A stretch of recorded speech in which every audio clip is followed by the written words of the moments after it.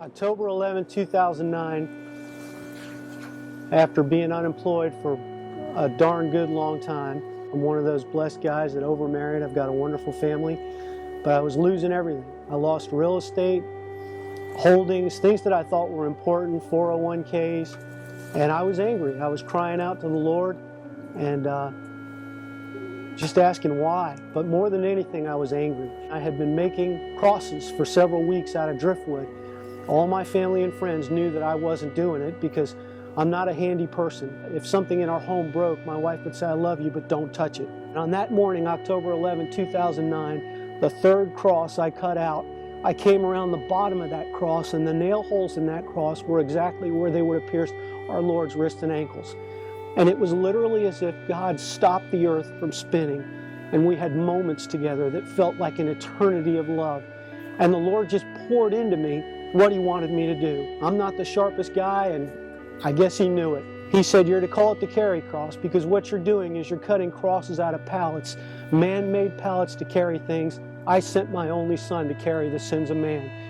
You're to do it from donated, discarded, abandoned wood, and ultimately, if you're busy enough, you're to do it with men and women that are struggling with drugs and alcohol, people that get out of jail and can't get a job, and no one will give them a second chance, and the Lord will give us chance after chance after chance. His blessings are new every day." And I had a lot of tears in my driveway that day, and I can't tell really the story 4.5 years later without crying.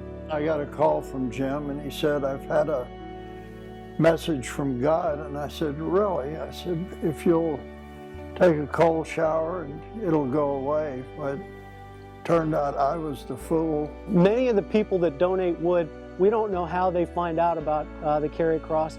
We'll see them sometimes at shows, and then weeks later we'll get a card and a big box of wood and an explanation as to what it is and where it came from and so forth, and just good wishes and uplifting stories. 8 out of 10 of the letters start out, or somewhere in the body of the letter it says, "Dear Carry Cross people, you have no idea." The amazing honor of getting to do one for Reverend Graham, Billy Graham.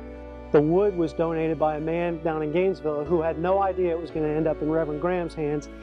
He was an atheist, and it was 2,000-year-old cypress that had been excavated from a swamp, so it could have been alive when Jesus walked the earth. It was over 2,000 years old, and that's what ended up with Reverend Graham. The longer I do this, the more I realize I have nothing to do with it, but I have ultimate faith in our Lord God and His precious Son, Jesus. What does Mark 11:22 say?